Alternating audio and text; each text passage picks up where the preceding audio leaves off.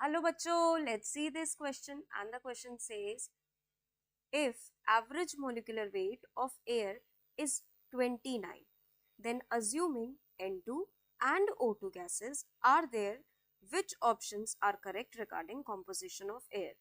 बच्चों क्वेश्चन में बोला गया है कि जो एवरेज मॉलिक्यूलर वेट है एयर का वो है 29, ठीक है। और इस एयर में दो गैसेस प्रेजेंट है, वो क्या है? N2O2 है और N2 है। मतलब अगर इस एयर का हम 100% ले बच्चों, तो इस 100% में क्या क्या प्रेजेंट होगा? N2 और O2 प्रेजेंट होगा। अगर इस परसेंटेज को हम ग्राम के टर्म्स में ले तो भी हम ये कह सकते हैं इसमें N2 कुछ ग्राम N2 प्रेजेंट होगा और कुछ ग्राम O2। अब इस 100 ग्राम में कितना ग्राम O2 और कितना ग्राम N2 प्रेजेंट होगा वो हमें पता नहीं है, पहले तो हमें वो निकालना होगा। मान लेते हैं कि जो N2 प्रेजेंट है वो है x ग्राम और जो O2 प्रेजेंट है वो है 100 माइनस x ग्राम। ऑब्वियसली अगर 100 ग्राम प्रेजेंट है उसमें से हमने x ग्राम को N2 लेट कर लिया तो 100 में से x माइनस करेंगे तो वो O2 के लिए आ जाएगा, ठीक है। अब आगे बढ़ते हैं। आगे हम x ग्राम कैसे निकलेगा? एवरेज मॉलिक्यूलर वेट से। एवरेज मॉलिक्यूलर वेट का फॉर्मूला क्या होता है बच्चों? Total mass divided by total moles. Total mass divided by total moles. अब एवरेज मॉलिक्यूलर वेट क्वेश्चन में हमें गिवन है 29। मास कितना है टोटल? हमने कितना लेट करा? 100। और टोटल मोल्स क्या होता है? मोल्स का फॉर्मूला क्या होता है नंबर ऑफ मोल्स का? Given mass by molar mass. तो N2 का जितना नंबर ऑफ मोल्स आएगा प्लस O2 का जितना नंबर ऑफ मोल्स आएगा वो हमारा टोटल मोल्स हो जाएगा। तो N2 का पहले लिख लेते हैं, वो कितना है? इसका गिवन मास हमने लेट करा है x, मोलर मास क्या है?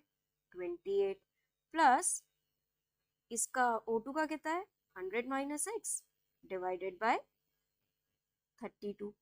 अब 28 और 32 का हम एलसीएम ले लेते हैं, तो 29 is equals to 100 divided by 28 और 32 का एलसीएम आता है बच्चों 224, ठीक है।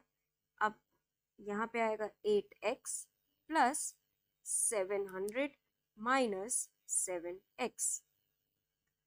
आगे सॉल्व करते हैं बच्चों।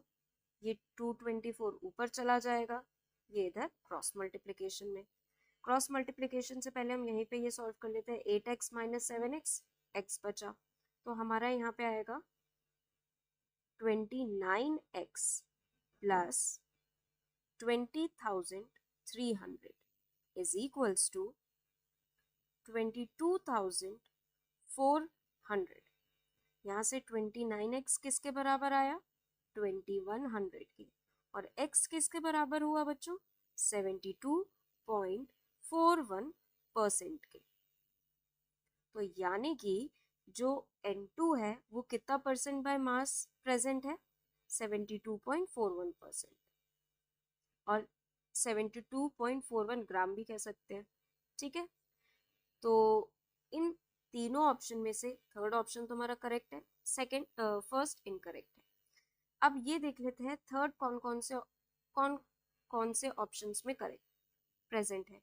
ए में तो नहीं है थर्ड के बारे में, ना बी में है, सी में है, डी में भी नहीं है। तो हमें यहीं से अपना आंसर पता चल गया कि हमारा सी ऑप्शन जो है करेक्ट आंसर होगा। So I hope all of you understood very well. Thank you and best of luck.